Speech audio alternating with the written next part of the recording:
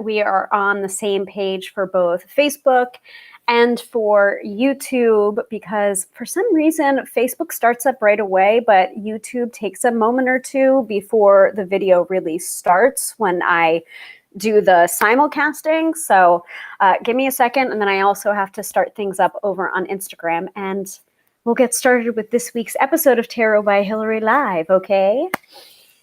All right, let's see. Let me use my stylus for this. We are doing, no, that's not what I want to, all right. That is definitely not what I want to do.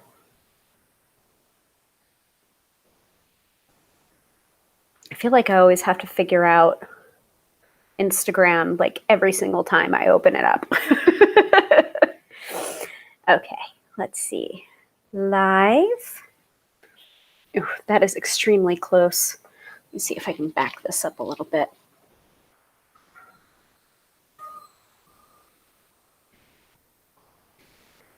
Yeah, that's a lot better. Let me just tilt that up here, get everything going.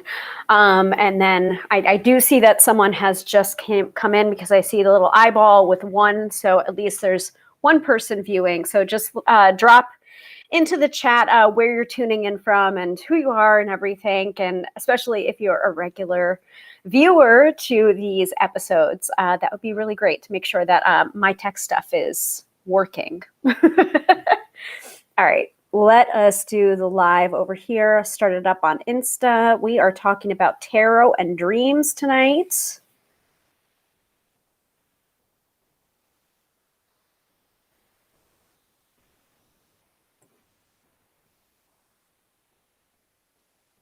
Okay. And let us start that up. Okay, great.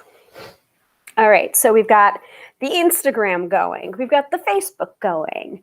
We have the YouTube going. So welcome, welcome to another episode of Tarot by Hilary Live.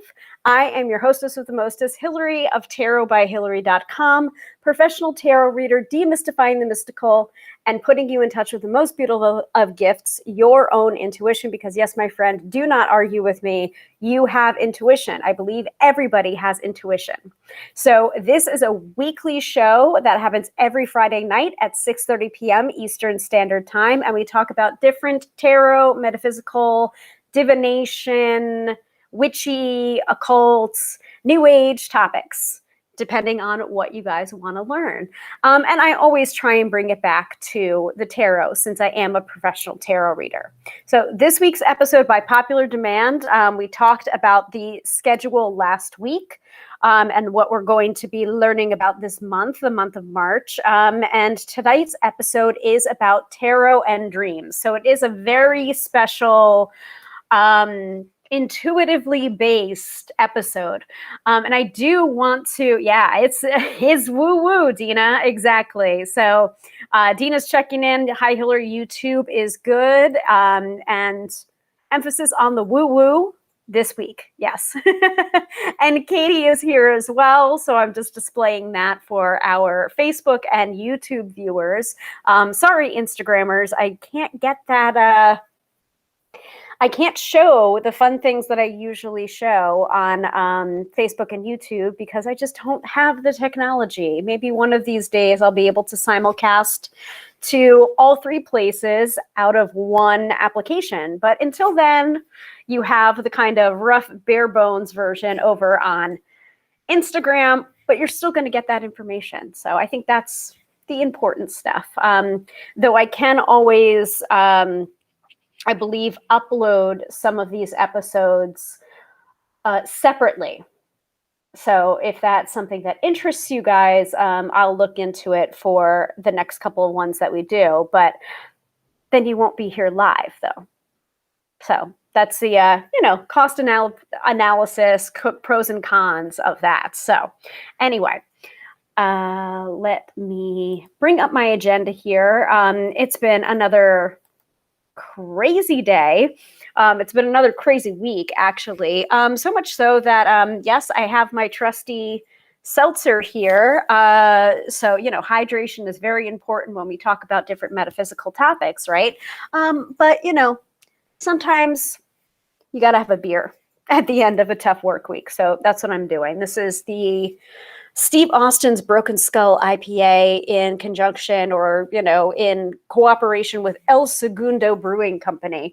It's actually really good. I'm not normally an IPA person, but lately I've been very into the IPAs.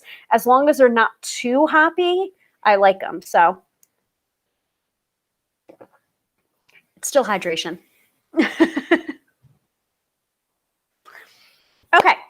So what I want to do, first of all, before we get into our topic, I want to show the agenda because we did on last week's episode, last Friday, we talked a little bit about the agenda or the schedule of episodes for the month of March. And so, as promised, I did go ahead and share that. Well, actually, I didn't. I don't think I shared it to my social media, and I do apologize for that. But I did put it as the thumbnail image for tonight's episode. So let me go ahead and pull that up onto my screen. Give me a second to work with the media here. Dina says she loves a good IPA. Yeah, I mean, there are certain IPAs that I really like, and there's certain ones that are like very, very hoppy, and I don't know why. I know it sounds weird. There's a really good one. I can't remember the name of the brewing company, but it's called Juicy IPA.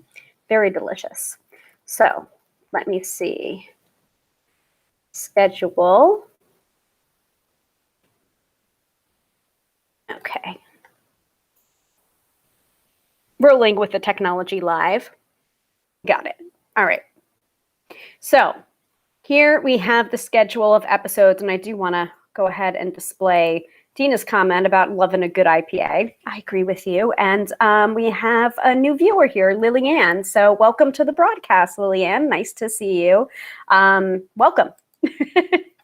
So last week's episode, we were talking about the intro to this month's episodes, talking about scheduling, what you guys want to learn about. Tonight, we're talking about tarot and dreams and how you can incorporate tarot into both which tarot cards come up to talk about dreams or when to pay attention to your dreams, and using tarot for dream interpretation as well. Those are the two big things that I use tarot for in relation to Dreamwork. Next Friday, March 19th, we are going to do a workshop on the Wheel of the Year pagan holiday of Ostara. It's almost like the pagan version of Easter, but that's a kind of glib, not very surface understanding of what Ostara is. So you'll want to tune into that episode to learn more about Ostara. And then the last Friday in March, March 26th, we are going to be talking about women in the tarot in honor of Women's History Month. So, and by the way, I do have a little publicity calendar and an editorial calendar that I work from for the different dates or different months. Like notable in March, we have National Nutrition Month, National Caffeine Awareness Month, National Kidney Month, and of course, Women's History Month. On the 8th was International Women's Day. That's interesting. It's saying the 8th daylight savings begins, but I don't think that's entirely correct. But I do believe this weekend is a spring forward on early Sunday morning. So just a reminder to all of you, if you're watching this live, make sure you reset your clock. And yes, we're losing that hour, so we might feel a little bit tired on Sunday, but we will be gaining more sunlight. So something to look forward to, right? And basically, Ostara, just to go quickly back to our Ostara, is is in conjunction with the first day of spring, which lands on Saturday, March 20th this year. So we are doing that the day before. Okay, so that is the schedule of episodes for this month. And you can tune in to whichever episodes interest you, or you can tune into the replays after we're done. So either tune in live or watch the replays, but it's always more fun to tune in live. At least I think so. So there you go. All right. So we did talk a little bit about what this episode is about. We are going to be talking about tarot and dreams. But first off, the structure of our episodes always follows the same pattern, which is we start us off with some astro-weather, some astrology updates from the wonderful Teresa Reed, aka the Tarot Lady, from her great AstroBiz Digest, which is a subscription that you can get for $99 a year. I love it. It's geared towards entrepreneurs, but I find it to be very, very helpful in my own personal life as well, to be able to schedule and plan for power days, for weekdays, when to launch things, when to take a chill pill or take a time out, that sort of thing. So we'll start us off with that, talking about today and the weekend's astrology. Then we will talk a little bit about tarot and dreams. Just a couple of pointers, really, because dream interpretation can be a very personal thing. And I will talk about this when we get to that point in the episode, where, you know, symbols are your own personal meaning for them. And what one person finds to be meaningful, another person might have a fear of. Or, like, for example, I'll use the example of snakes. I don't have a fear of snakes, but some people might. So if I see a snake in my dream, I might think of wisdom or shedding skin or evolution, while a person that has a fear of snakes might have that turn into a nightmare dream, or have that snake be a symbol of something that they're fearful of. So more about that when we get into tarot and dreams, the topic of tonight's episode. And then finally, after we talk about that topic, I will give you the weekend forecast, which is based upon either a tarot card from a tarot deck or an oracle card. And let me look around, because I don't have, I have a feeling that our weekend forecast is going to be today's card of the day, because the day got away from me and I didn't pull a tarot card of the day today. So we'll probably be pulling from the deck of the month for this month, which is the 8 Coins Tattoo Tarot by Lisa Zellner? Lana Zellner. Sorry about that. So yeah, and I have my trusty tarot deck right here. So if that sounds good to everyone, please give me a hell yeah in the chat, or a few hearts in Insta, whatever you want to do to just let me know that you're still on the same page, and we will get started with the astrology. Let me have a little bit of a water break here. First of all, hydration is important for you too. And then start to think about what questions you have about tarot and dreams or dream interpretation.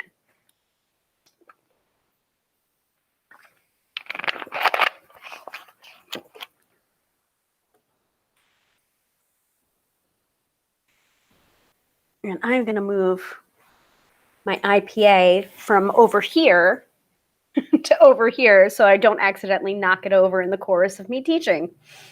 As I tend to, when I'm reading tarot or when I'm teaching tarot, I get very expressive with my hands, and I don't even realize that I'm doing it until I look at either after a client session or after I'm teaching. I look at my Fitbit and I see my step count, and I'm just like, oh, okay, that's an additional 1,000 steps, because I've been just gesticulating either for the half-hour session or the hour-long session. So, you know, let me not knock over a full can of beer in the chorus of me teaching, right? All right, Dina says, sounds good. So I am going to take you at your word, and we will start with the astrology, the astro-weather from Teresa Reed, aka the Tarot Lady. And I'm also going to pull up on here.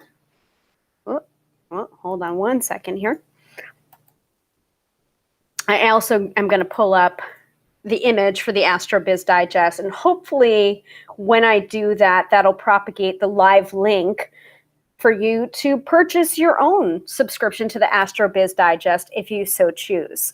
That is for Facebook and YouTubers, sorry, Instagrammers. But you can find that information at www.thetarotlady.com, and there is a top navigation. Just look for Astro Biz Digest. So that is in the comment section for both Facebook and YouTube, and I can go ahead and display that link here. Again, this is a third-party app that I've been using for almost 2 years now, 2 years in August, I think, Be Live, which is amazing. And this is how I look so professional on Facebook and YouTube. So go ahead, check out that link to the Astro Biz Digest. Not now. Wait until the end of the episode, or at least until the end of you getting your astrology for Friday, Saturday, and Sunday, before you decide you want to buy. But it's really, really reasonable. It's $99 for a year subscription, in which you're getting a month overview, a week overview, and then daily astrology. You know, you start off your week, I believe, every Sunday. You get an email from Teresa about the week ahead, astrology wise. It's just really great. I love it. And this is the reason why I cite it every single episode, every Friday night, 6:30 p.m. Eastern Standard Time, giving you the astrology for the Friday and the weekend, because of course I don't want to give all of it away, because that's detrimental to Teresa's work. I want to be able to shout out her work and direct you to astrologers that I find to be reputable, honest, and clear when they're talking about astrology. Because sometimes some astrologers, you're hearing like Moon, Neptune, or Moon in Aries, and you don't know what that means. That is not the case when you get the Astro Biz Digest. Just letting you know. So let us pull this up here. And let me pull this up on my computer. So I'm going to be tabbing over here. So just give me a second.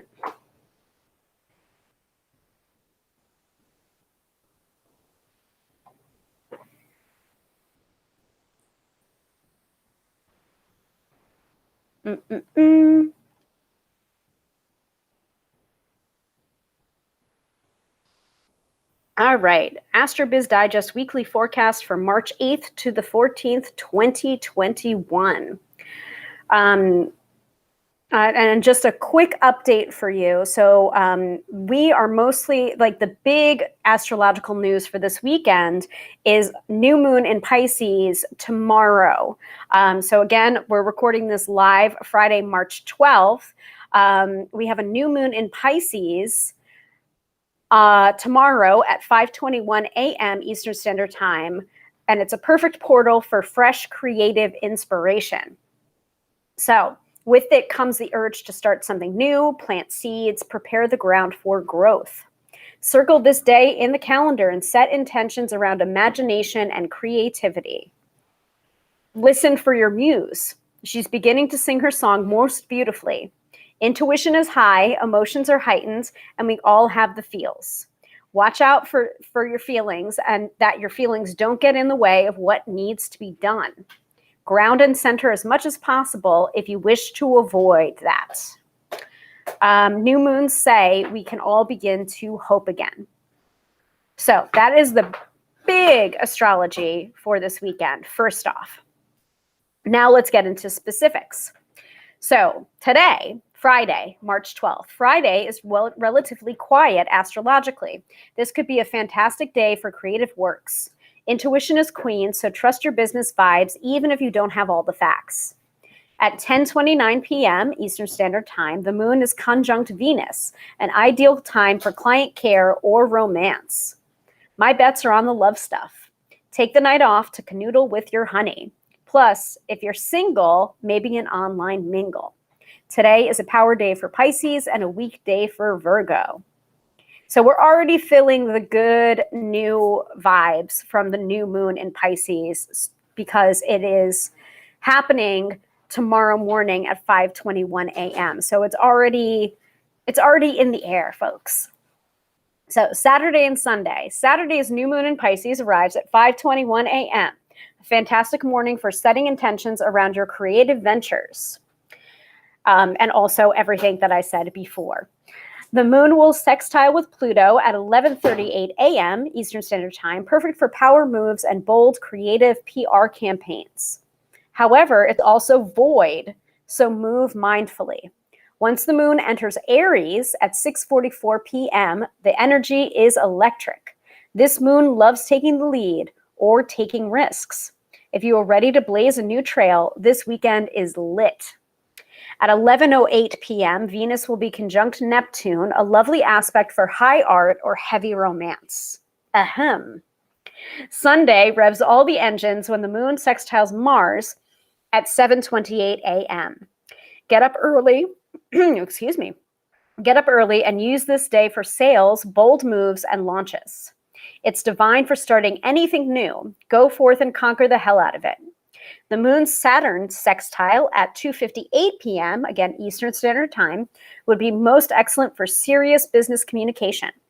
A Sunday afternoon with your team plotting world domination, yes to that. Saturday is a power day for Pisces, weekday for Virgo, and Sunday is a power day for Aries. Yay, Aries! That's me. Weekday for Libra. So what do y'all think about that? I love it. sometimes the astrology ain't so great, but it sounds like this weekend is a really, really great weekend because we are ruled by that new moon in Pisces energy. I'm going to go ahead and put on a little bit of lip gloss because my lips are very dry.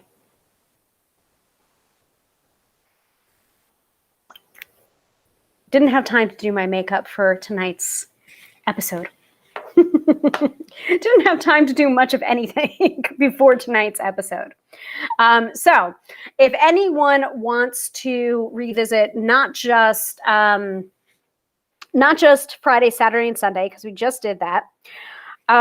If anyone was having a issue, a problem, like Monday was weird, or Tuesday or Wednesday, let me know, and let me know in the chat. And I will go back into the astrology for those days and give you a little bit of a heads up as to why you might have had some difficulty or why you had some goodness. Because I mean, let's not focus completely on the bad, right? So Katie is saying, sounds like a nice weekend. Yeah. I mean, I do have to work this weekend, not just in my tarot business, but also in my day job. It's been crazy, folks. That's all I'm going to say. That's all I'm going to say. Keeping it professional, but it has been a little bit cuckoo bananas. So I do have to work in both aspects, but I do have a new client this weekend, tomorrow afternoon, that just booked for a phone session. So that is dovetailing quite nicely with the new moon in Pisces energy, especially after reading the astrology for the weekend. So I'm super, super excited about having a new client. I also get nervous. It's not that I don't think I do a good job. Like, obviously I think I'm a good tarot reader. I've been doing it for 14 years professionally. Maybe more than that, actually. 2005. I'm not so good at the maths.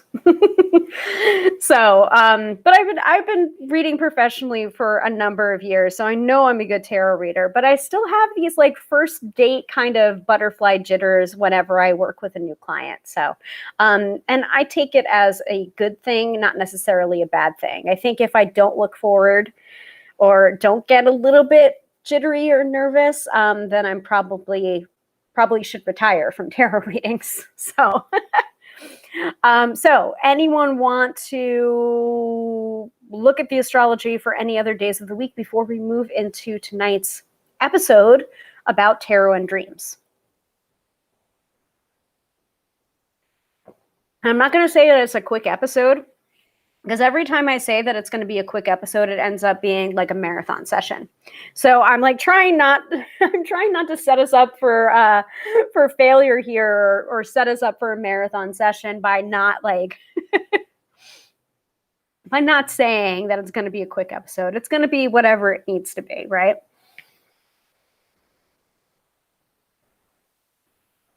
All right. I don't see any questions, but hopefully that's only because people don't have any questions and not due to any tech issues. Oh my goodness, my hair is a mess. I need to get a haircut. I need to just suck it up, wear my mask, and get a haircut. And my stylist is going to be so mad at me because I have a chunk out of. I'm not going to show you guys, but I do have a chunk out of the back of my hair because I just got a little bit crazy one day and I took the scissors and I just chopped off a bunch of my hair because I just couldn't take it anymore. I really couldn't. I haven't had a haircut in maybe a year and a half. So, and the dyeing is all mine. So Katie says no jinxing on the episode length, and Katie is a regular viewer here, a regular Tarot by Hilary liver. So she knows the longer that we go, the more the spam comments happen, and it's just ridiculous. So I'm trying not to jinx us. Let's not and say we did. Okay, so tonight's episode. What is this episode about? Well, first of all, let me take that away here. And I did want to display some of these cards that I wanted to talk about specifically. Let me look at my agenda here because I swear, I know what I'm doing. It might not look like it most of the time. So tonight's episode, based on the description that I provided, is about tarot and dreams, tarot and dream work, including which tarot cards may indicate you need to take a look at your dreamscape and interpreting your dreams using the tarot. So, it's a dual episode, not really focusing so much specifically on those tarot cards, because there are a few tarot cards that I do want to talk about that relate specifically to dreams. But most of the focus of this episode is going to be using tarot as a guide to interpreting your dreams, especially if you're having trouble with dream interpretation. So that's the focus of the episode. And of course, I do want to start by saying, if you have any questions about your dreams, dream interpretation, and how tarot relates to dream interpretation or dreams, please go ahead, drop them into the chat. No question is dumb or particularly inappropriate. If it's an inappropriate question, I'm just going to ignore it and not answer it. So, but there is a section of dream interpretation that I do want to talk about here, because a lot of people don't know this. So let me go ahead and change this out to tarot and Dreamwork. Update our agenda here, right? Let me pull up this article.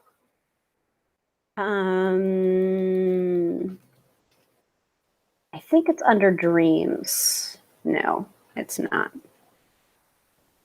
Let me see if I can search it. So this is an article I wrote on my website, again, tarotbyhilary.com, Hilary with one L, talking a little bit about how, I remember now. I think it was called Different Avenues to Intuition. I'll go ahead and show that. Different Avenues. There we go. Because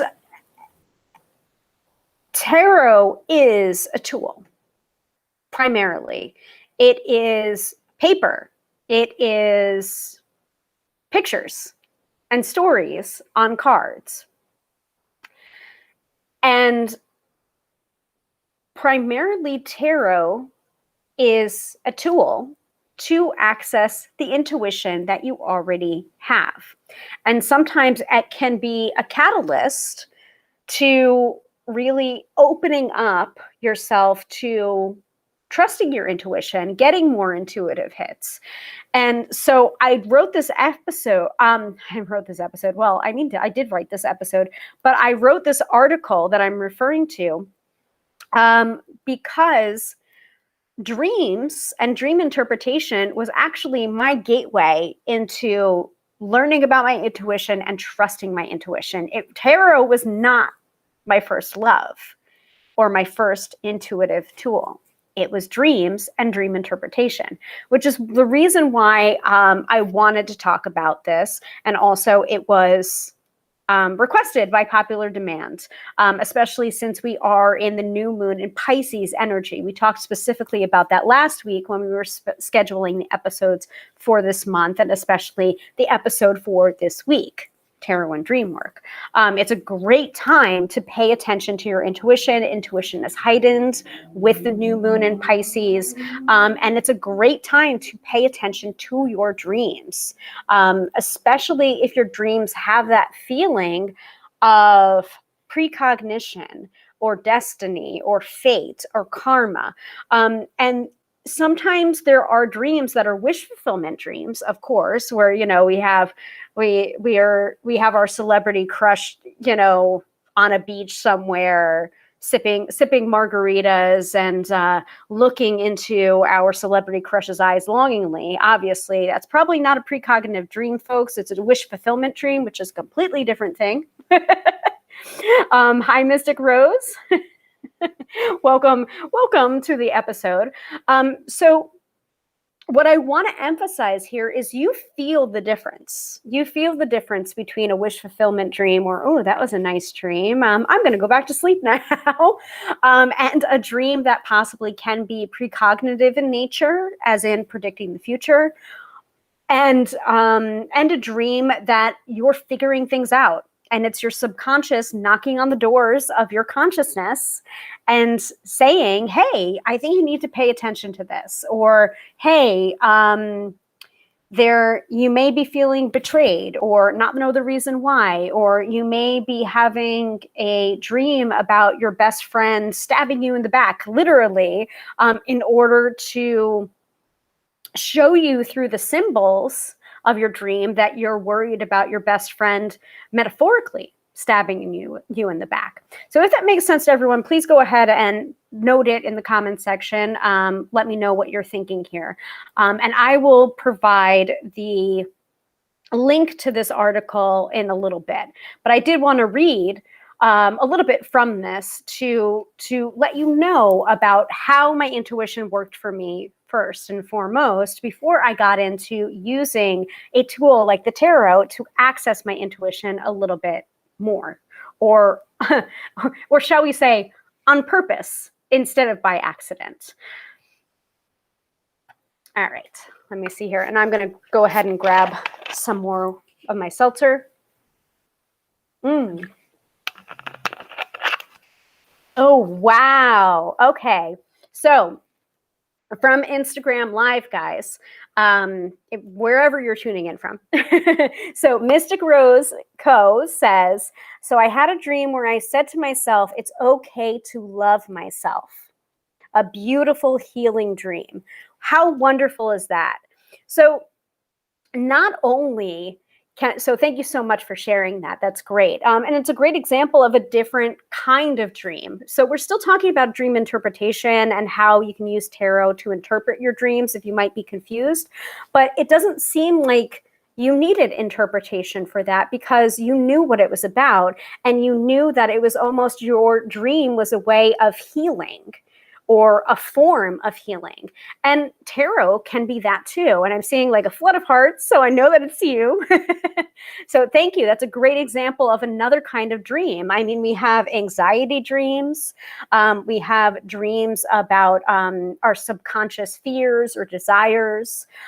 We have dreams that can be precognitive dreams. And we have dreams that can be healing dreams. Problem-solving dreams, wish fulfillment dreams, like I was saying before. I mean, I know I'm kind of stuck on that, but you know, those are fun too. They can be fun. So So the different avenues of intuition, I will share this article. So tarot was not my first expression of my intuition. Dreams were. I think the reason for this was that I wasn't ready to receive premonitions on a conscious level. So my intuition used the back door of my mind, my dreaming self, as a means of communicating with me. I realized I loved the song These Dreams by heart because the lyrics, every second of the night I live another life, was completely true for me. When I saw that my hyper-realistic dreams came true a few weeks after I dreamed them, I realized that not everyone received information like that in the same way. Unfortunately, only the tragic and bloody ones I remember. And this is when I was a teenager, around 13 or 14, I would say.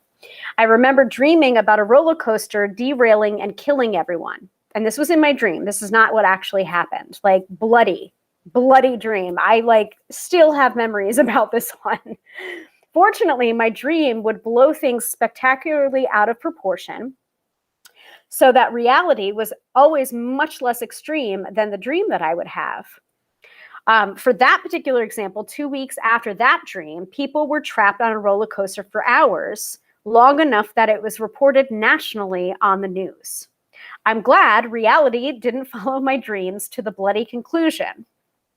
So I don't know if any of you have had dreams like that. And I see we do have a spammer in the comment section over on Facebook. Please go ahead and ignore that person or report that person. I am not affiliated with that person. Thank you. So let me know if you've had that kind of experience before where you've had a dream and that dream comes true. Because the way I would experience dreams, especially precognitive dreams, they would be hyper realistic to me. And they had this tinge to them, this feeling to them of hyper realism, so that I knew the difference between a wish fulfillment dream and a precognitive dream, or a subconscious problem solving kind of dream and a precognitive dream. So these dreams led me to invest in a dream journal, which I still have to this day. It's over at my mother's house on the bookshelf over there. Sometimes I will get what I consider a wish fulfillment dream, which I mentioned before. A lovely outlet to walk hand in hand on a romantic beach with a hunky celebrity I will probably never meet. And by the way, I am happily married, but I think everyone has dreams like that. Those are usually not the dreams I record in my dream journal, but if you start one, you should write down all the dreams that you have, that you remember, so you can analyze them at a later date. In that way, you will start to recognize your feelings, how you feel, that when you have a precognitive dream as opposed to a flight of fancy dream. So Mystic Rose Co. says, I have not had a precognitive dream, but sometimes I have bathroom anxiety dreams, like I can't find a bathroom. Yes, I definitely have those too. I wasn't going to list them, but I definitely have those too, where it's just like, I can't find a bathroom, or you find the bathroom and it's like flooded over, or you can't use it for some way. And so you find another place and you can't use it. And then you wake up and you're like, have to pee. And you hope that you didn't pee the bed. And yes, I'm going to be 40 next month. And yes, I still have those dreams. So I totally relate to that. Thank you for saying that. So Katie shares, only when I was young did I have the dream that it was about something happening, and then found out later that it happened. So Katie, if you want to share more about that, I would love to hear it. Especially how you knew the difference. Did you know the difference until, or did you not know the difference until you found out later that it happened? Was like there a difference in feeling? Because usually there is a difference in feeling. Or sometimes you don't know there's a difference in feeling until you really start to examine it, or you log your dreams. And then you look back on it, look at the log, and you're just like, oh yeah, okay, here's the ones that were this, and here's the ones that were actually precognitive in some way, shape, or form. Now, sometimes you'll have like a half precognitive, or there are certain parts that do come true, but certain parts that are completely like off the wall crazy, because dream language is different. It's a language of symbols. And usually if you're pretty good at interpreting your dreams, you kind of have a natural affinity for interpreting the stories and pictures on the tarot as well, because tarot is a language of symbols too. So, and Angel Readings by Kimba has joined us over on Instagram. Hello. Again, another spammer on Facebook. Screw off. Please report those people. I am not affiliated with them. And that's all I'm going to say about it, because I've got stuff to teach. So yeah, Katie, if you want to, yeah, great. Katie's adding to that. Thank you. So didn't know it was different. It was, I woke up at the time it happened, wondered why I was awake, noted the time, and found out later that it was the time it happened. So there you go. Like, I mean, that's a great point. So Mystic Rose says, OMG, totally about, I don't know, maybe the bathroom dream, possibly. Maybe about precognitive dreams. I don't know, because I just looked now. So, I mean, that's an excellent point. And this is the reason why I start all of my episodes with demystifying the mystical. You know, to some degree, we always want a little bit of mystery in our lives, right? And putting you in touch with the most beautiful of gifts, your own intuition, because yes, my friend, you have intuition. Everyone has intuition. Katie's example here, great example of how everyone does have intuition. So Katie said it was baby sister. I was young. Yeah.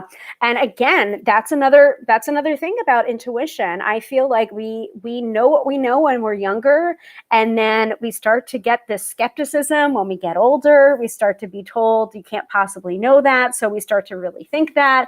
And then when we come back to the intuitive arts when we're adults, if we are so attracted to that, we have to do an unlearning rather than a learning, truly. And remembering that we do have these intuitive gifts, and we've probably blocked them out because the world told us to, or the world told us that that's silly, or can't possibly be true, or be impossible. So obviously it's possible. Otherwise you wouldn't be tuning in right now, right? So back to the article.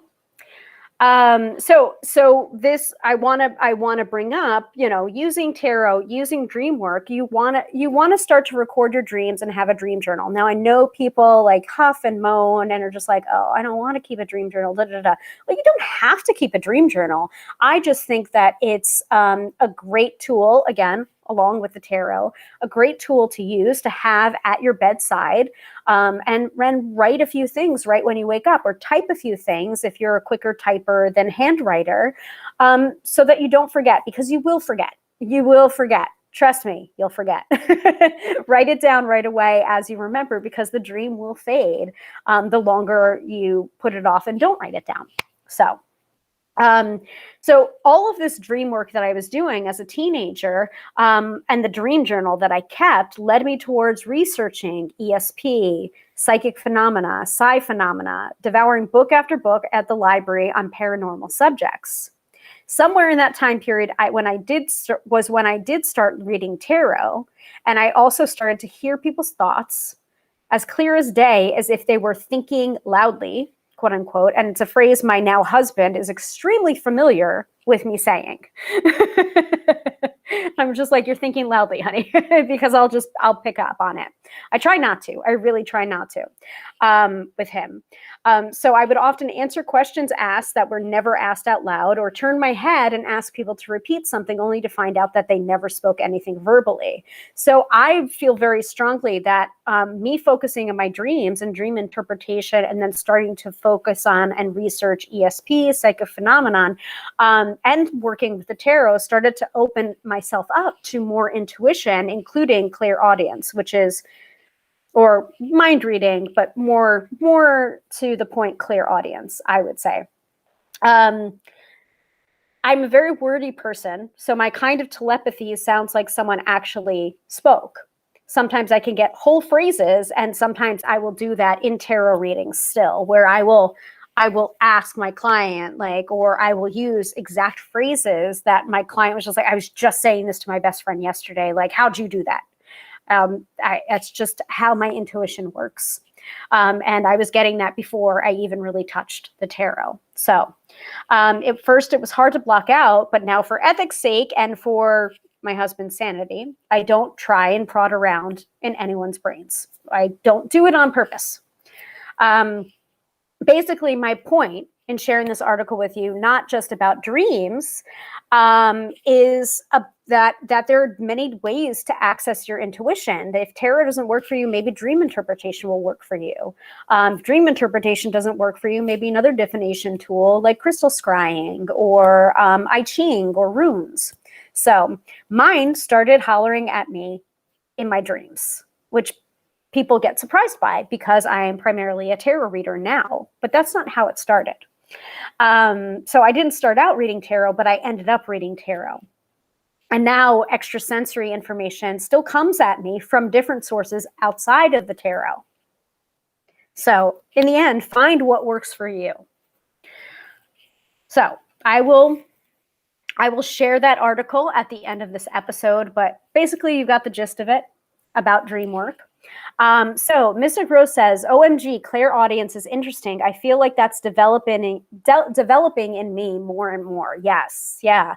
And the more you focus on it, the more you tend to pay attention to it, the more that it grows, the more that it develops. So, and we do have, so I do teach every year, a chorus called the Tarot Intuitive. Now, most years it is enrollment starts at the end of January and the last week in January, and the course itself is structured in live classes 3 times a week, mostly 2 times a week, and then on Friday we do like a Q&A session, kind of office hour session for 6 weeks. So usually February into, actually it's 5 weeks. February into the first week of March is usually when I'm teaching every year. Now, with the pandemic going on, and with me working remotely for coming up on a year now, I was a little bit zoomed out. I was a little bit screened out.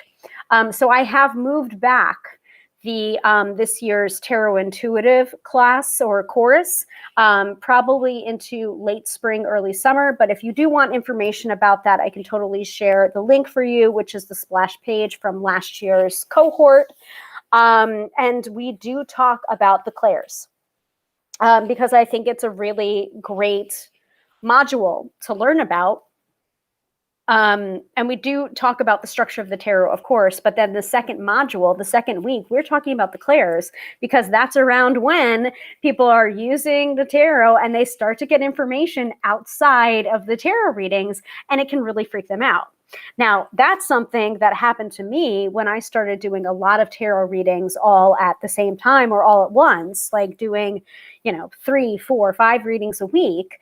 I was just pulling information without the cards, and it freaked me out. And then I asked a couple of other people that I knew read tarot, and they were just like, oh yeah, that's happened to me too. And I'm just like, oh God, great. I'm not crazy. Thank you. So that is the point of the chorus, where I usually talk about the clairs with my tarot students, because I want them to be reassured, like, no, you're not going crazy. You're just opening up your intuition. So it's a lot of information about different avenues of intuition, clairaudience, but this is what Dreamwork can be. So I wanted to emphasize that. Now, a couple of cards that have come up to me to signify paying attention to your dreams or dream work would be, and I'm doing this, pulling this off the top of my head. I am going to try and display those cards in a second, if I can grab them. But anxiety and nightmares, it's usually the 9 of Swords, especially when I am doing a reading for a client and I see the 9 of Swords come up.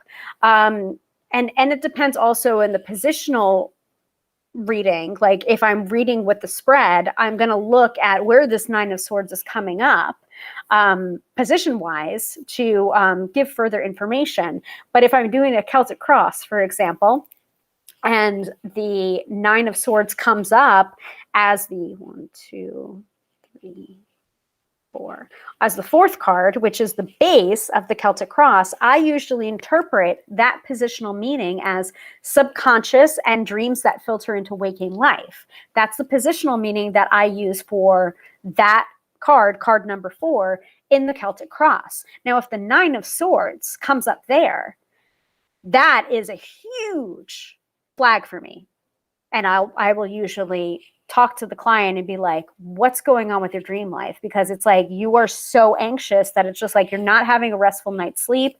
You have a reoccurring nightmare or anxiety, and you can't get any rest even when you're asleep because you're having nightmares. So it's not restful. Your sleep is not restful. So Nine of Swords is a really big card for me regarding dreams. So it's very much hand in hand. It's anxiety, recurring anxiety, second guessing yourself, and also nightmares. It's the nightmares card. That's my quick keyword for it. Now I'm going to display it. So give me a second here so that you can see the reason why I call it the nightmares card. And I got it right away. Yeah. I know what I'm doing, folks. So here's the reason why I call the Nine of Swords the Nightmares card. Can you see why? I'm displaying it over on Facebook and YouTube. I apologize to my Instagrammers. I can try and grab the Nine of Swords actually really quickly out of my deck, but that is like needle in a haystack work. I found the Ten of Swords right away. Of course I did. Why not? Actually, let me grab a couple of examples out of my deck here. So this is the Radiant Rider-Waite-Smith that I usually use as my default. So I'm going to grab a few cards here that are making me remember what I wanted to talk about of the specific tarot cards. That'll work too. I'm just flipping stuff over left and right here. So let me know if there's any questions going on as I look for the Nine of Swords and some of the other cards that I wanted to talk about before we move into dream interpretation. And if anyone has any dreams that they would like interpreted, I can help you, but I can only help you so far because of what I cited earlier on in the episode, where different people have ascribed different meaning to different symbols. A snake to me can be equivalent to wisdom, to evolution, to shedding your skin. But if you're fearful of snakes, it could be like a warning sign for you or not to get bitten. So you can only interpret somebody else's dreams so far before they have to interpret their dream for themselves.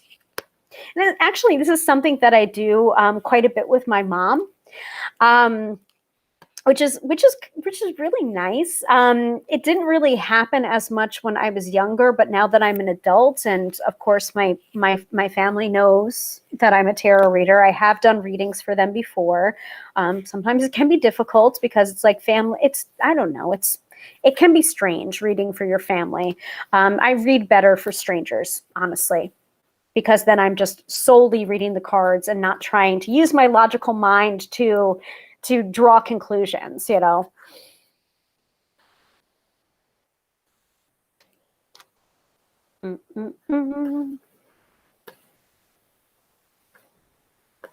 So someone is asking, like, do you have a question? If you have a question about tarot and dream work, certainly you can ask a question, but I am not doing free readings at this time. You can book a reading.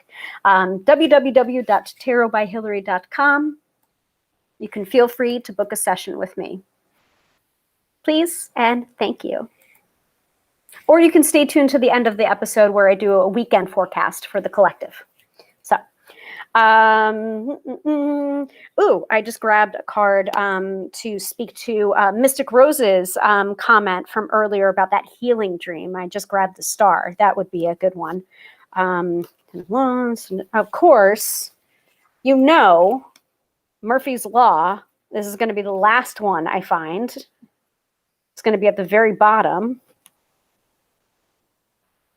Eight of Swords can be about constriction.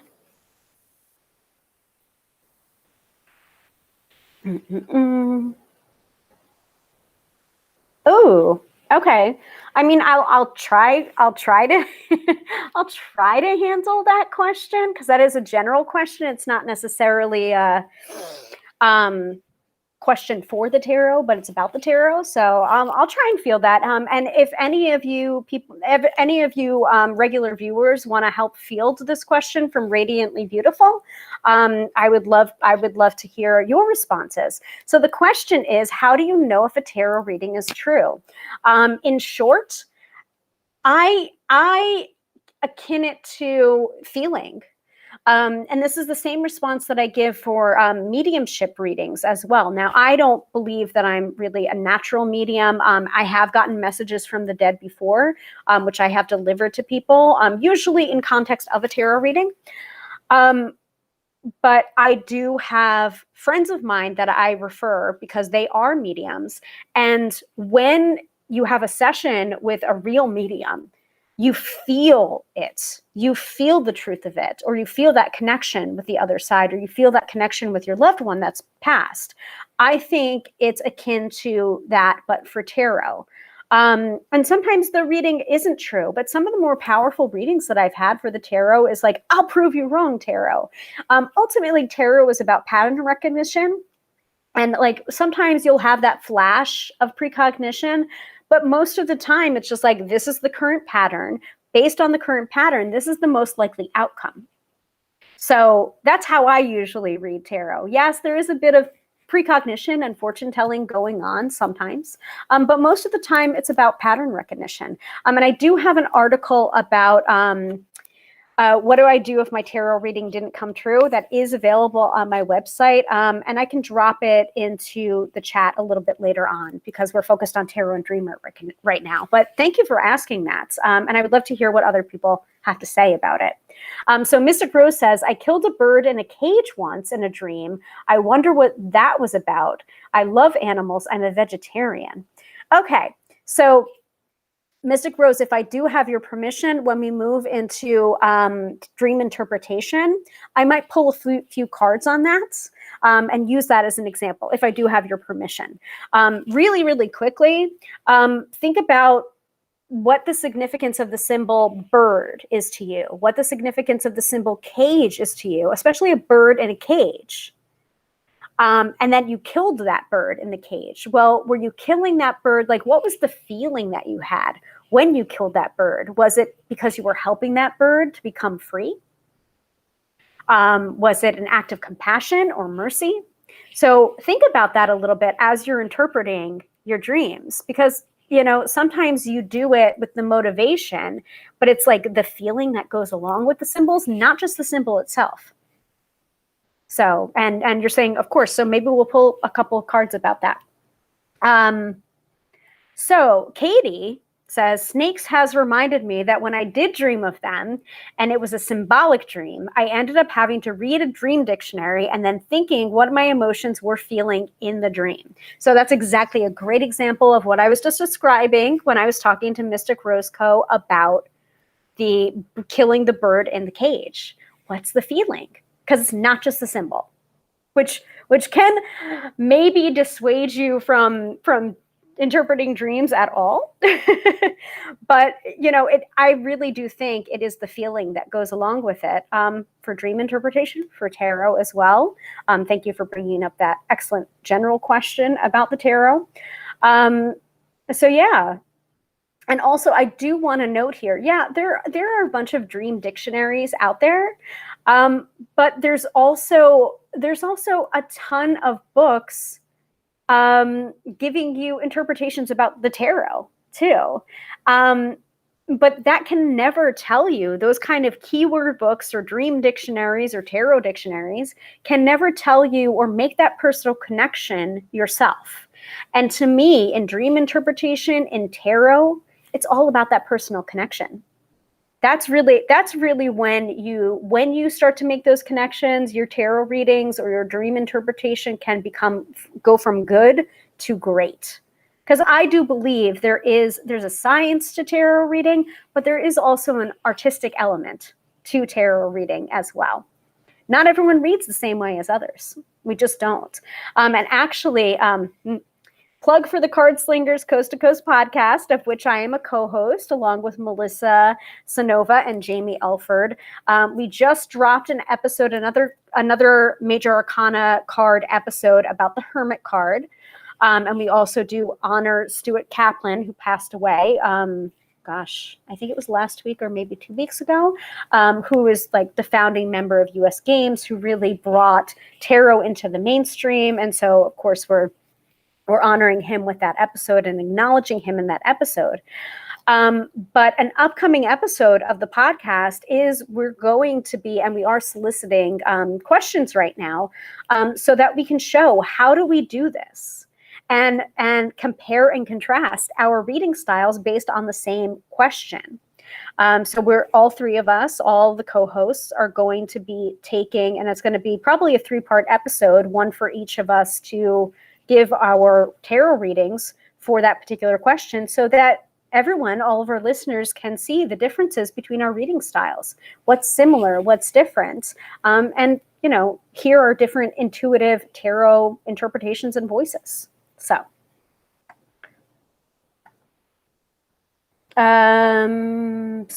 thank you, Katie, for getting the reminder about snakes as well. And I do see that people are asking for readings. This is not the space for free readings. If you would like to book a session with me, you can totally do so on my website, tarotbyhilary.com.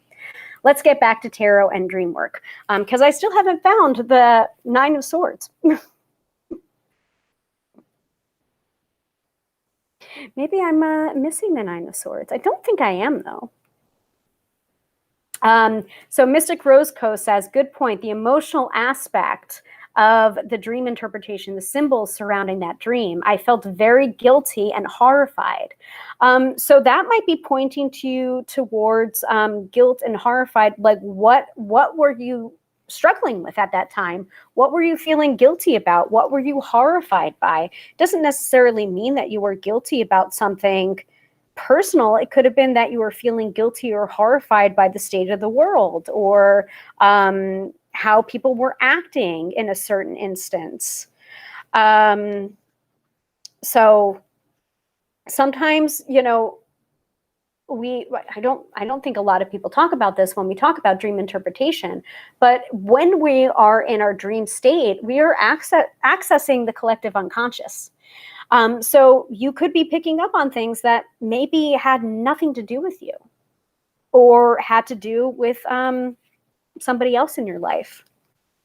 Finally found the 9 of Swords. It was at the bottom of the deck, because of course it was.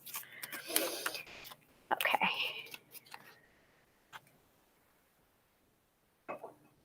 All right. So let me show this to the Instagrammers. So this is the 9 of Swords. This is the reason why I call it the Nightmares card, about doubts, cycling, worry, anxiety. If you're not already familiar with tarot, I think it's like kind of a very obvious card.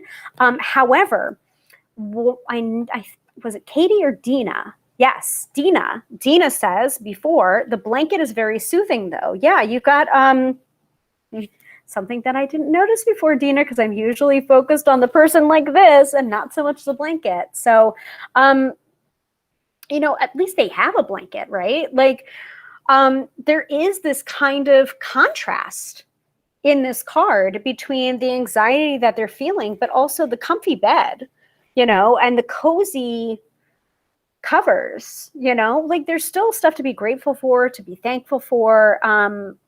Like some people don't have a bed.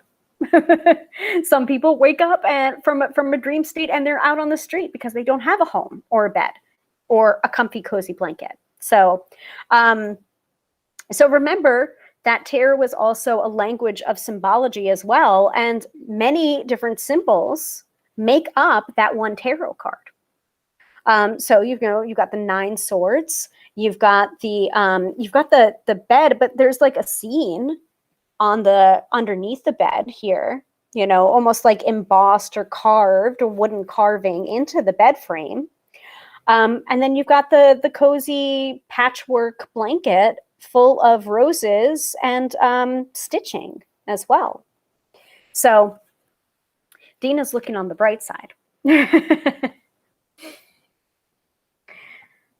So back to tarot and dream work. So I wanted to display that Nine of Swords. And grab it for here. But some other cards, and since I already have these cards, I can just hold them up instead of displaying them. You know, sometimes the Eight of Swords can come up if we're feeling particularly constricted, restricted, stagnated, and this energy can come from our dreams as well. So, and Eight and Nine of Swords can kind of go hand in hand sometimes to describe a cycling, recurring nightmare. Now I grabbed this card because of Mystic Rose's story from before about that healing dream that she had about self-love, about saying that you love yourself, or you were telling yourself about your self-love, and it ended up being a very healing dream. I wanted to point out the star. The star can be about goal setting. It can be about reaching for the stars. And it can also be about emotional, spiritual healing as well.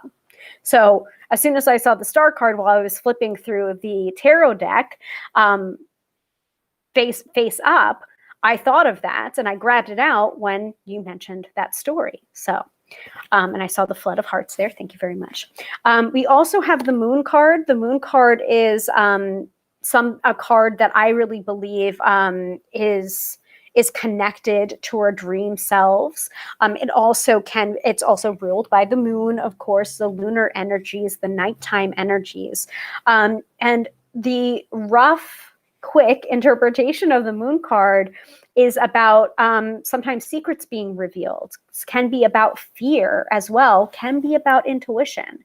So that's another card that can come up to signal you to pay attention to your dreams at this time, especially with the new moon in Pisces. Let's not forget about the astrology that we got at the top of the episode, that the new moon is in Pisces tomorrow, early tomorrow morning. So, you know, the whole weekend is going to have that energy, that intuitive energy to it, and it's going to be easier to access your intuition at this time. Speaking of intuition, the High Priestess, my girl, talking about intuition, talking about knowledge. And sometimes, you know, like with the whole concept of dream work and the story that I spoke about before about, you know, dream interpretation being my avenue to accessing my intuition before tarot, it's because we're open. We're more open to our intuition and to our subconscious when we are dreaming rather than we are awake. Let's see, another one. Judgment. Judgment can come up when we have those dreams that are like the sit up, pay attention dreams. I mean, we have that in tarot readings too. But sometimes we can have a dream where we wake up out of bed because the dream was so powerful and it was a sit up and pay attention kind of dream, nudging us towards following our calling or something that we've been stalling on even. Five of Cups. This is a card that comes up a lot when people are playing the what if, the woulda, coulda, shoulda game, especially looking at the past and wondering what might have been.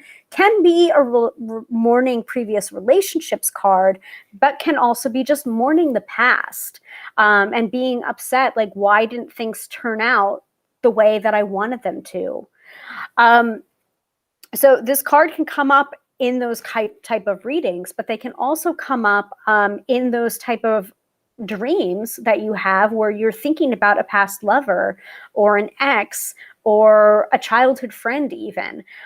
So that would be the timber or the connection between that kind of dream and the tarot. Did everyone see that on there? Okay. And then finally, the Tower, another wake up, pay attention, shake them up kind of card.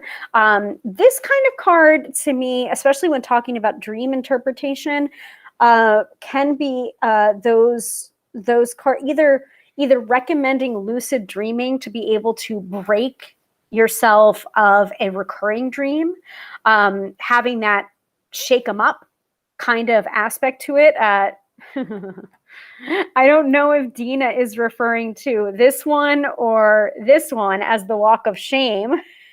Maybe this one. I think you might be meaning the 5 of Cups for the walk of shame card. So the Tower can be like, it's one of the big bad cards of the tarot. Not everyone wants to see the Tower.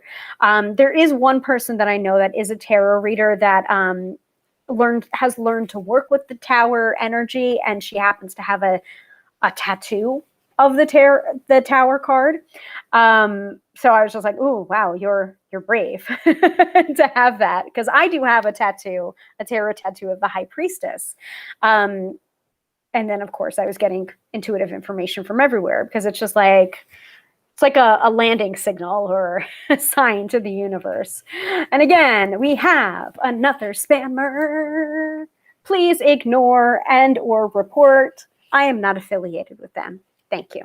And I will do all of the reporting from my own thing, for my own business, after we're done with this session.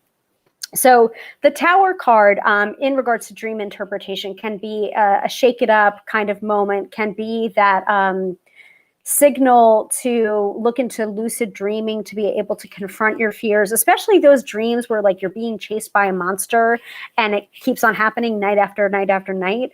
And you finally get to that point where it's just like you turn around and you face the monster and it ends up being a puppy or a bunny or whatever. So you know, usually when you can take some kind of control in your dream, you end up being able to resolve that dream. Again, more spammers, fuck off. Thank you. So those are some of the cards, the tarot cards that are related to tarot, to dream interpretation and to dreams in general. But remember, any tarot card can be anything. It's about meaning. And we can use the tarot cards to do some dream interpretation. So let me go ahead and shuffle these back in. Actually, you know what I want to do? I'm not going to use this deck for this time around. I'm going to use the 8 Coins Tattoo Tarot. That way we can transition right into the weekend forecast after we do a little bit of dream interpretation. So if anyone wants, you know, to give an example of a dream that they had that they would like me to pull some cards on to interpret, we already have an example here from Mystic Rose Co. Over on Instagram.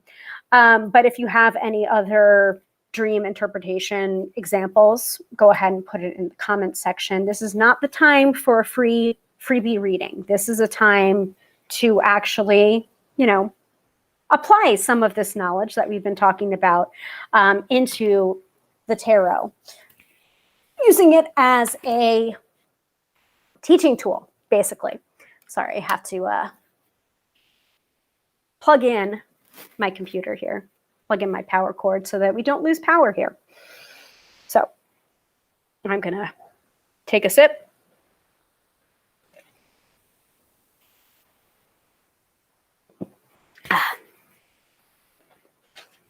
Let me go ahead and grab my deck here, because we're going to start with Mystic Roses, and then if we don't have any other takers, we will close up with the weekend forecast.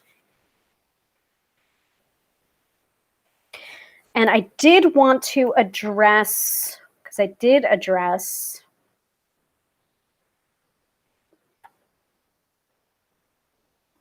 Radiantly Beautiful's question about how do you know if a tarot reading is true. I did want to direct you to that article that I wrote. So first of all, this is the article that I wanted to share about different avenues of intuition. So that'll pop up in a second.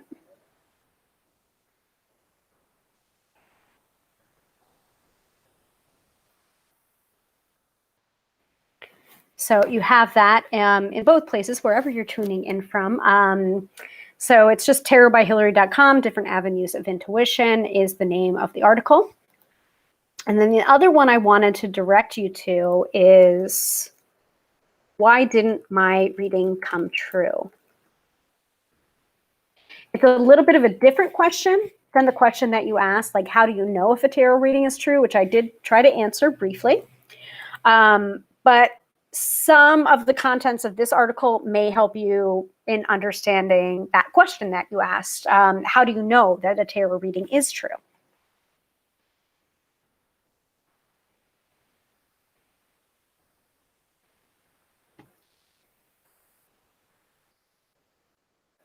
So I'm popping that into the chat as well.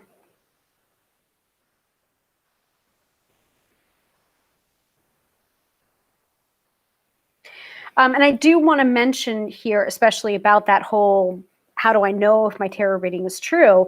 I tend to shy away from the word prediction because it's just not simply my reading style most of the time. And there's several readings why a predictive tarot reading doesn't pan out. And I list them from most likely to least likely. So did you really hear your reader say that? This is the reason why most of the time I will either provide an audio or video recording of the session that I do, especially now when I'm doing mostly, I'm not doing any in-person sessions. I'm doing my readings via phone, via Skype, via email. So I will provide recordings no matter what the instance is. And you want to go back to your recording if you have it, because sometimes when people are taking notes, they're writing down what they are interpreting I'm saying, not what I'm actually saying. That's number one.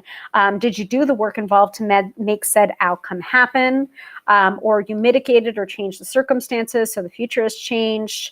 Sometimes it can be a poor connection between yourself and the reader, and there's nothing wrong with that. You're not a bad person. The reader's not a bad person. Sometimes it just doesn't work. It's not the right reader for you. You're impatient for the outcome, or the reader was wrong, or your reader is a fraud. Now, that last one, that's the least likely most of the time. But I think list resources as to knowing whether or not a person is reputable or not. So if people don't want to work with me or get a tarot reading from me, that's totally fine. But I'm always willing to give referrals. Like, if I'm not the tarot reader for you, that's fine. But I'm happy to provide referrals to someone else that I know to be a reputable tarot reader. So, so that article is right here, and it is in the comment section on both Facebook and YouTube if you wanted to check that out.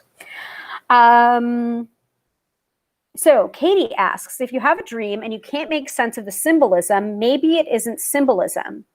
Do you ever use a tarot reading to make sense of it? That's what we're doing right now, Katie. That's what we're doing right now. So if you have an example of that, or if you have that dream and you want to tell us a little bit about it, or if you're willing to share it publicly, go ahead and put it in the chat and we'll talk about it. And again, any free reading requests that are coming in, please go ahead and purchase a reading on my website, tarotbyhilary.com. I would love to be of service to you, but you do have to pay for my services. I mean, after all, I do a lot. I do a lot and have a lot of resources that are for free. So back to tarot and dream work, because we are going to wrap up shortly. Okay, so let us use Mystic Rose's example, because she said, I killed a bird in a cage once in a dream. What is that about? I love animals and I'm a vegetarian.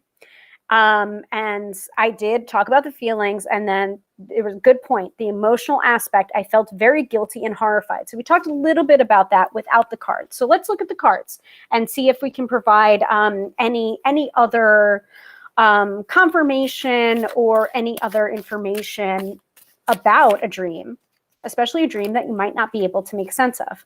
Now, again, your mileage may vary, And dream interpretation can be a very personal thing because we give the meaning that we give, and we can't make meaning or impress meaning on something else or somebody else. If I say that this object means something to me or is more than life itself to me, I can't take that meaning or I can't take that energy and foist it onto somebody else and make you understand or make you have that meaning for it the way I do. Same thing with tarot, same thing with dream interpretation. I mean, this is part of the reason why when you wake up from a dream and you talk to someone about your dream, you sound like a crazy person. And it's not because you're crazy. It's just because they're not going to understand the feelings, the drama, all of it, because you had the dream. You are just describing that dream and they are a secondhand hearer of that dream. So it can be difficult to interpret each other's dreams or another person's dream because they didn't have the dream. You had the dream. So only you can really interpret your own dreams. So let us ask about the killing a bird in a cage. And I am going to ask a couple of questions as I'm shuffling this question into the cards. So I do want to ask Mystic Rose, if you're still tuned in here, what kind of bird was it? Do you remember what kind of bird it was? Do you remember how the cage looked? Was it a gilded cage? Was it a steel cage? What shape was it? Was the bird singing when you killed it? How did the bird react to killing it? All of this information, just think about that, because even in the recalling of the dream or the recalling of the details of the dream, which you may or may not be able to recall, you might have a different insight in why you had that dream. So, a small black bird. The cage was black and covered with a cloth.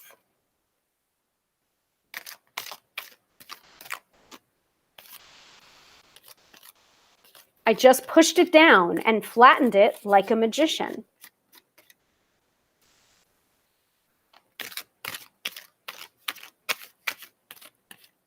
Makes me wonder if you were watching the movie The Prestige with Christian Bale and Hugh Jackman before going to bed. Because that's just the memory that I got of that movie.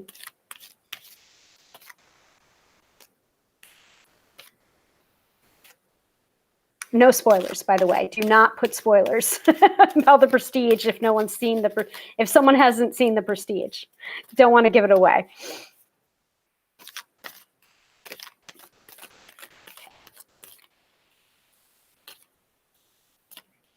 All right, let's see. Let's pull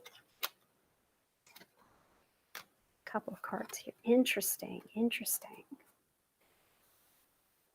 Ooh, that's very interesting. So I'll show. Okay. All right. Good information. Thank you for clarifying. So Mystic Rose says, LOL, I have seen that movie. So yeah, no spoilers, but think about themes in that movie that may be related a little bit to that dream that you had. But I think it was my bird. Okay. So a bird that was a pet, right? So again, more information, more things to think about to interpret the dream. So first card, we're getting the Four of Wands, and I'm using the Eight of Coins Tattoo Tarot, which is our deck of the month, by the way, by Lana Zellner. So this is the companion book for this, and it's a really great companion book too. So we'll look a little bit at the companion book, but right off the cuff, we have the Four of Wands.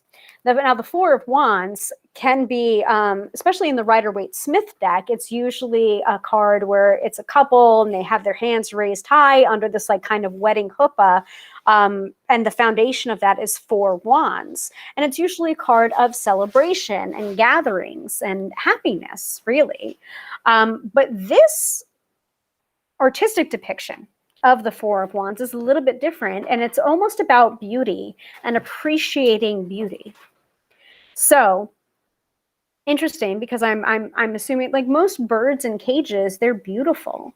and pet birds can be beautiful. They have the plumage, they have the feathers. So to me, this is a vase full of beautiful flowers with the 4 wands coming into it. And it can be about appreciating beauty. But it also kind of reminds me a little bit, instead of flower petals, this might be feathers. This might be related to the bird in the cage. So we will go to the companion book in a second. I just want to give some off-the-cuff thoughts before I do so. So next we have the Hermit card, but it's reversed. So you have this. I'm going to show it reversed first, and then I'm going to turn it back upright. It was reversed, though. I like to read reversals. Not everyone does. But to me, it can be a blockage or a miscommunication of that energy of the upright meaning, not necessarily negating the upright meaning. So the Hermit card, especially in this deck, like this is like having that card be reversed. It's almost like, and in relation to the dream interpretation, it's almost like, were you killing the bird or were you freeing it? Or this could be related to something that was weighing on your mind or something that you didn't want to do because it was outside of your comfort zone. So the thing being outside of your comfort zone, it could have been the bird in the cage. The cage was your comfort zone. And then you were kind of releasing or extinguishing or trying to break that cage and break out of your comfort zone. And so your dream self was doing that the only way your dream self knew how in that scenario. So there you go. So Katie is asking, and I mean, it's a good question. And again, go back to that feeling. But Katie is asking, but if you are confused with the dream, will that confusion infuse your tarot reading? It can. It can.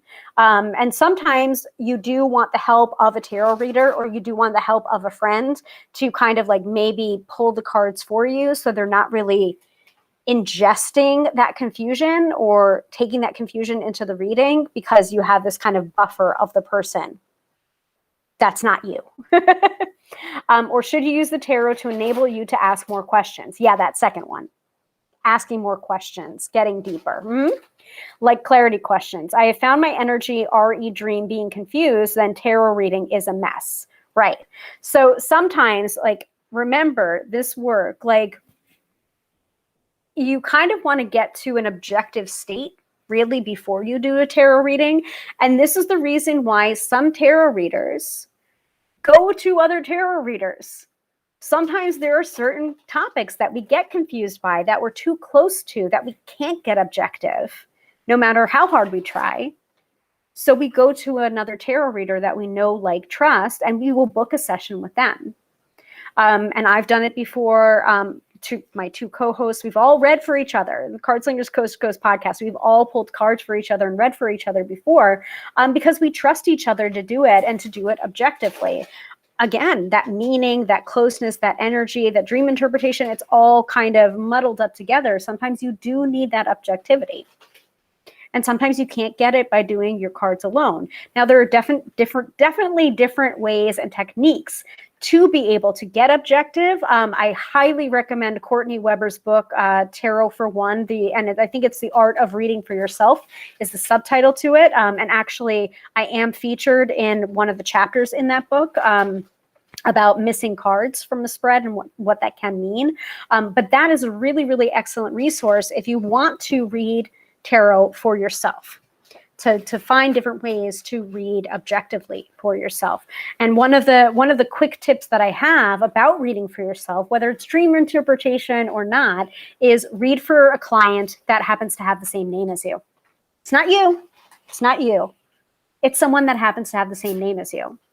That can be, and I know it sounds silly and simplistic, but that just slight shift can help you get out of yourself and become more objective so that you can read more objectively.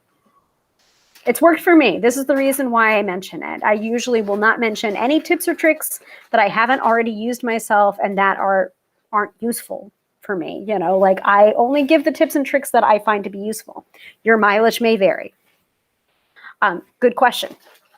So back to Mystic Rose. So that's the Hermit card. Like, I feel like it might have been tied with something that you might have needed to come out of your comfort zone about, and your dream self was doing that or killing that in order to rise out of your comfort zone. Free the bird from the cage, as it were. It was a kind of violent way to do it, but it was still a way to do it. And then finally, you have the King of Swords. And now I can't magically make these cards come up. This is our live reading here, folks. Look at how the King of Swords is depicted in this deck. And I'll show it to you in a second, Mystic Rose. Look at the crown. Look at the makeup. Look at the intensity.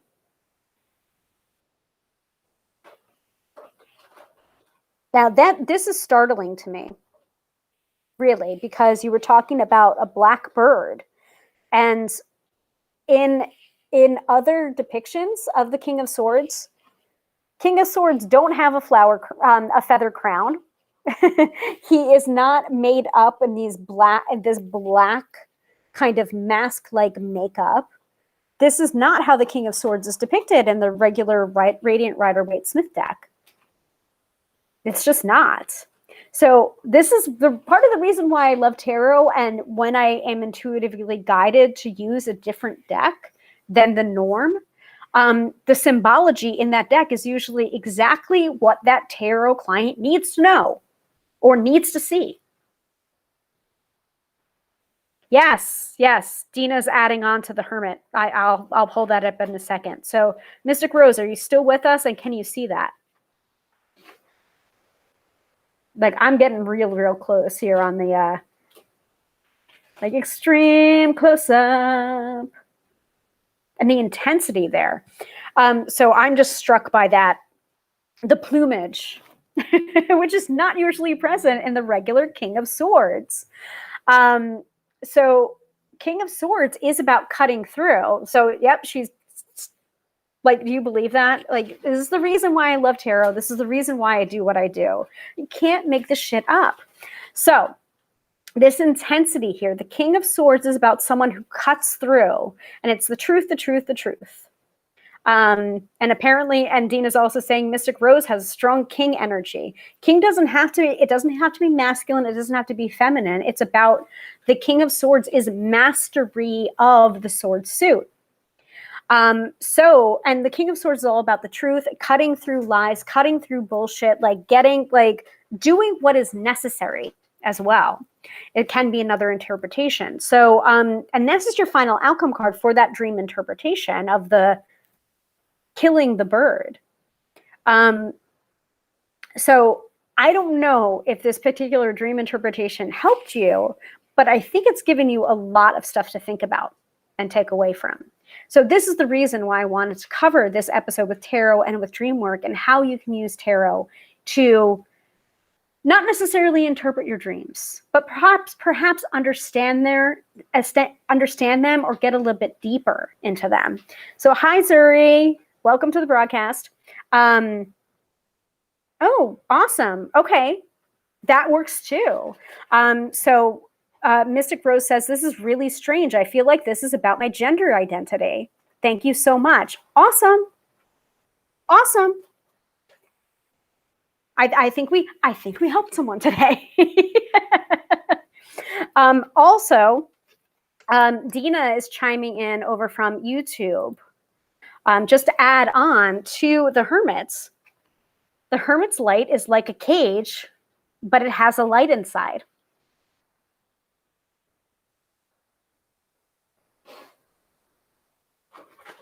So there you go. That's another addition for you, Mystic Rose. So Mystic Rose says, can't believe how useful it can be to use tarot to reflect on a dream.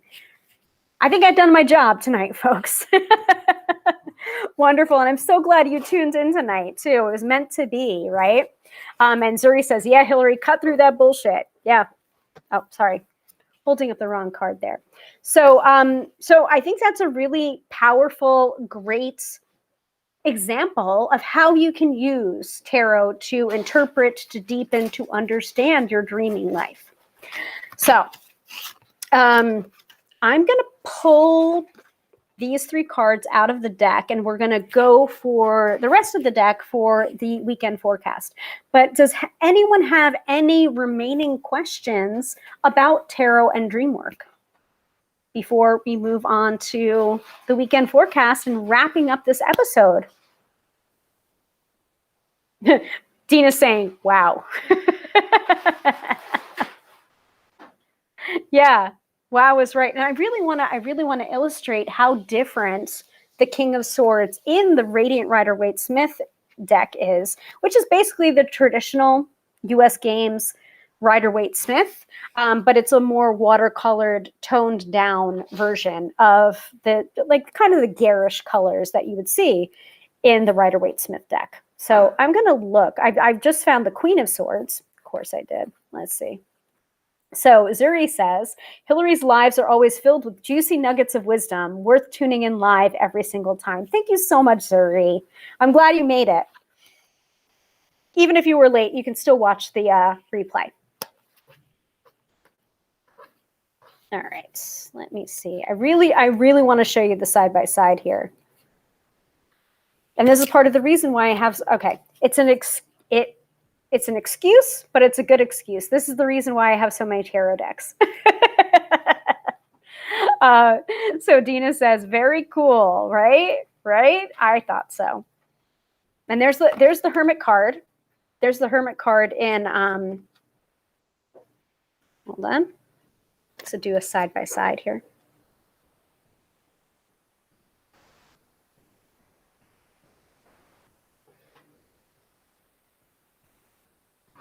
Right? That's the side-by-side. And let's see here. I don't need to pull out that card. I'm more interested in the King of Swords here, because that's like a, yeah, here we go. No feathers here. No feathers here. Ridiculous. Ridiculous.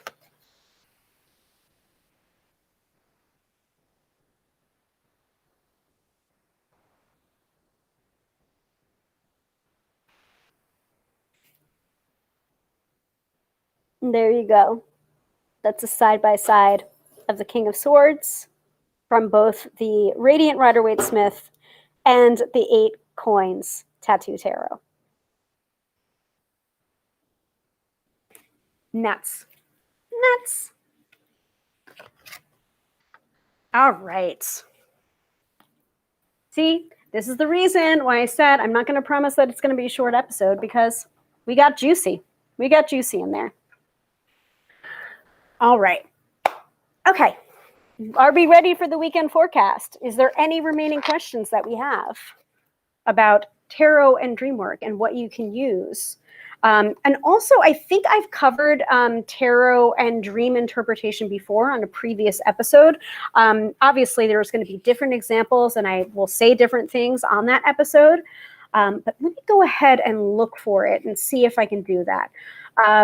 So again, I am giving these videos every week, Friday night, 6:30 p.m. Eastern Standard Time, based on a different tarot topic, metaphysical topic, dream interpretation, mystical shit.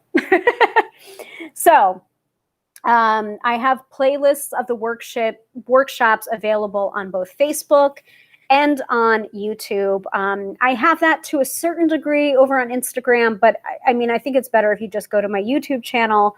I think all of my stuff is synced into my website, tarotbyhilary.com. You can just use the top navigation. You can find wherever I appear on social media. So let me look at the full playlist, because I swear that we did dream interpretation before. We've talked about psychic information before, how to connect to a tarot deck, shuffle into the other hands, tarot and mediumship we talked about as well. We can always revisit these topics too, because there's always more to be learned. There's always a different perspective. Every time I teach a topic, even if it's the same topic I'm teaching, I'm always going to teach it a little bit differently because there's more to learn. I'm accumulating knowledge every day. Goal setting, reading with reversals, court cards, love readings. I swear I've done dream interpretation before. I could be wrong about that. I guess it's not in here. No. Weird. All right.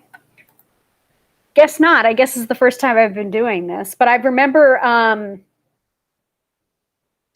remember that I did some dream interpretation for my best friend on one of these lives, but I think I might have done it in the space of a different topic. So I can't find it right now. Sorry. So Catherine, hi, Catherine. Welcome to the broadcast. My dreams have been weird lately, so I hope this helps. LOL. Yeah. And I mean, again, if you want to watch the replay when we're done, at the top of the episode, we talked a little bit about the astrology this weekend and how the new moon is in Pisces. So intuition is very, very big right now. You're activating it, you're getting to it, but also your dreams are probably going to be a little bit weird and maybe a little bit intuitive as well. So, yes, that's true. Good point, Katie. Rewatching the episode also helps. Sometimes I don't catch everything while the live is happening. Yeah. And we have replays available for all of the episodes. Like I said before, I've been doing this for over a year and a half, almost two. I think it's going to be 2 years in August. So, wow, guys. So thanks for tuning in for every Friday at 6:30 p.m. Eastern Standard Time. Anyway, let us do the weekend forecast from the Eight of Coins Tattoo Tarot. And again, I mean, like Mystic Rose, if you want me to go to the companion book, I can, but I don't think it's necessary because damn, you got the information that you needed. So let us do the weekend forecast. All right, we're good. Everything's set up. I just saw a flood of hearts here. So for those of you who were tuning in earlier, you may not be here anymore. I don't know. And you were looking for a free reading. This is your free reading for the collective for the weekend. We're going to be pulling a tarot card from the Eight of Coins Tattoo Tarot by Lana Zellner. Beautiful, beautiful deck. And I'll show you the companion book again for that. So what I'd like to do for the weekend forecast is I like to pull the card, and I'll usually go to the companion book first, tell the interpretation from the companion book, and then give my own interpretation. Depending on the card that comes up, I might do my own interpretation first, and then go to the companion book. So we'll probably do it in that order. And again, keep in mind, this weekend, we are under new moon energy. So it's a great time to start something. And we're also a new moon in Pisces. So your intuition is going to be very important this weekend. Trust your intuition. And I will laugh my ass off if the High Priestess card comes up. Because sometimes she'll do it to emphasize the astrological energy that's going on. So what do we most need to know for this weekend?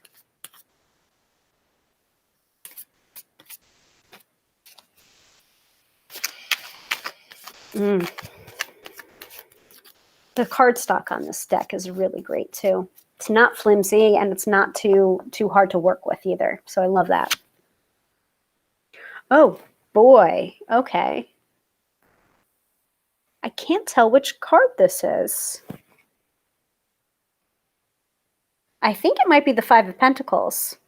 So, or the Five of Coins. I think it's Five of Pentacles in this deck. Coins, pentacles, it doesn't matter. It's the same thing. So I'm going to take a look at this first and I'm going to give you my thoughts and then I'll show you the card. But it's not a very nice card.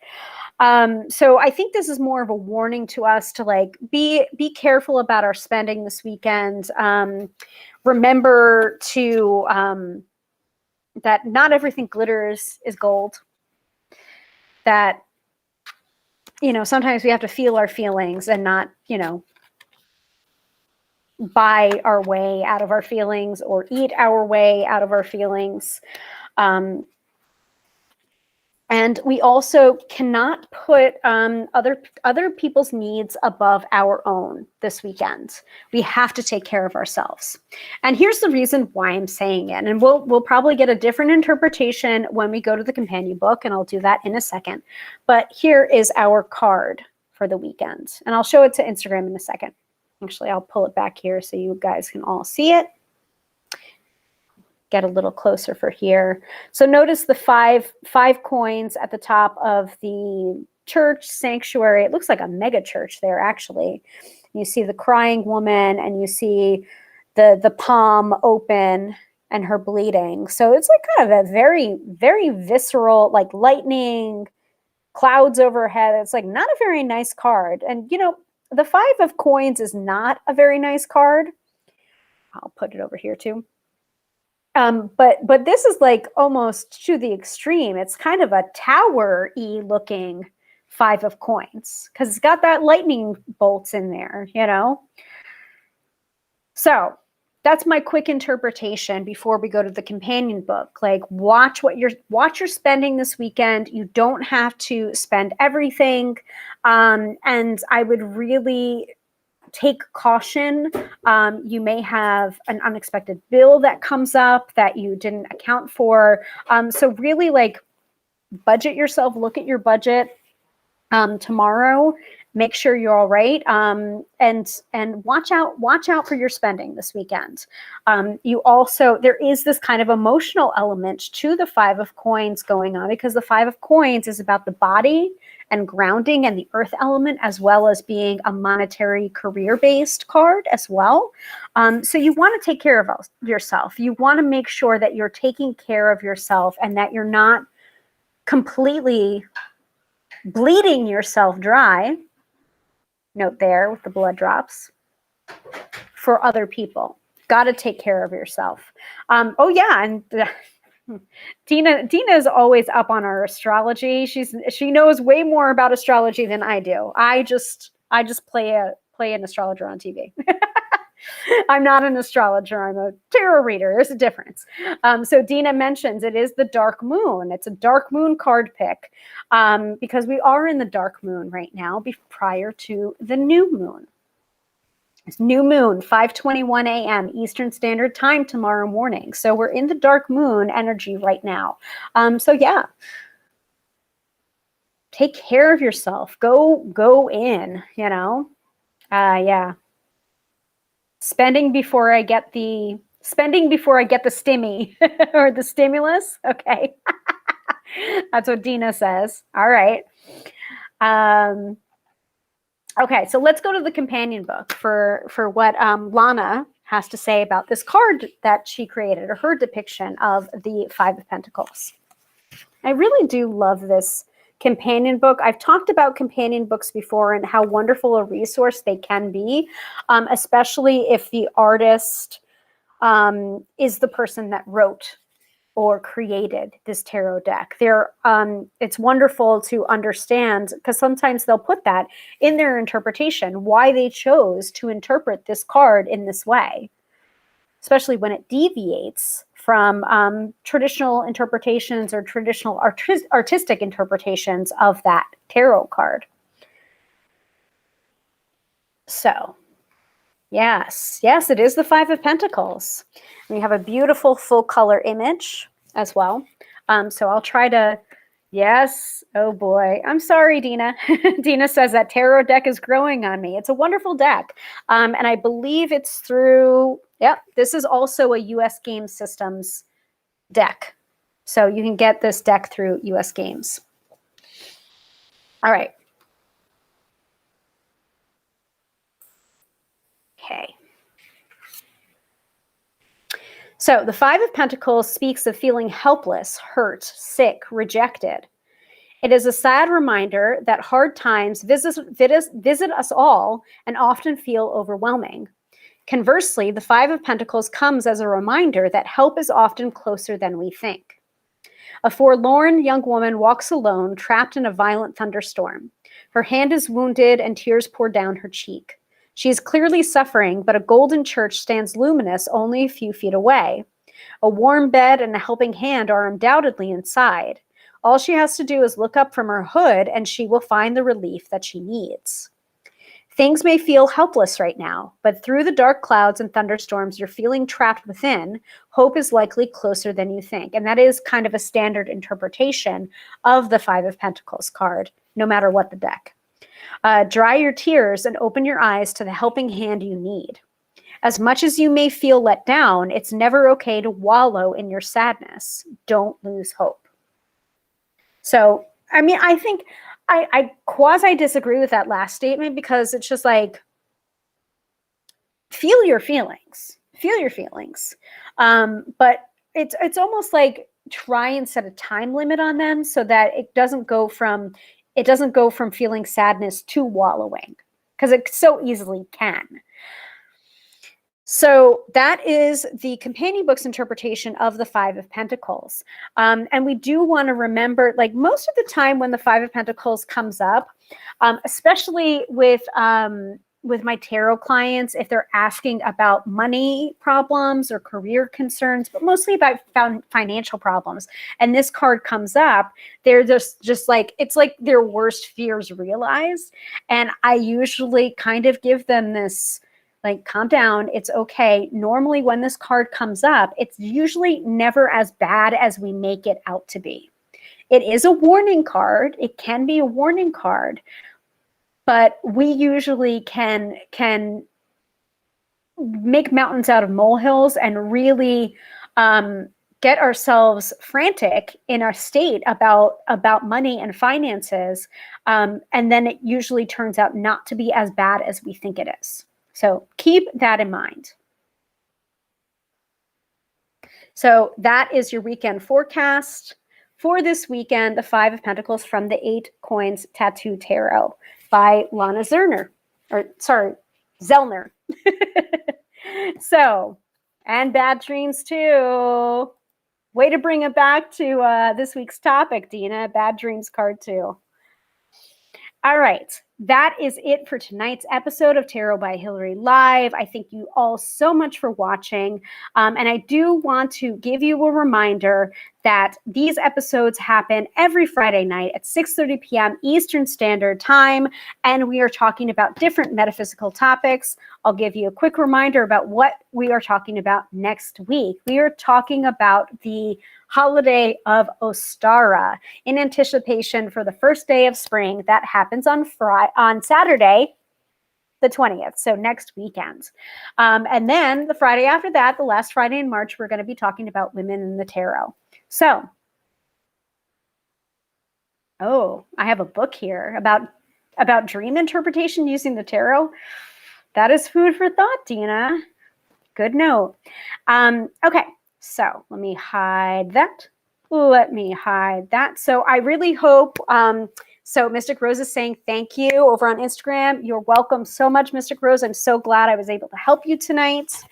And let me shut everything down here, but also remind all of you where to find me if you would like to book a reading with me. Once again, I am Hilary, professional tarot reader, demystifying the mystical and putting you in touch with the most beautiful of gifts, your own intuition. Because yes, my friend, do not argue with me. You have intuition. I believe everybody has intuition.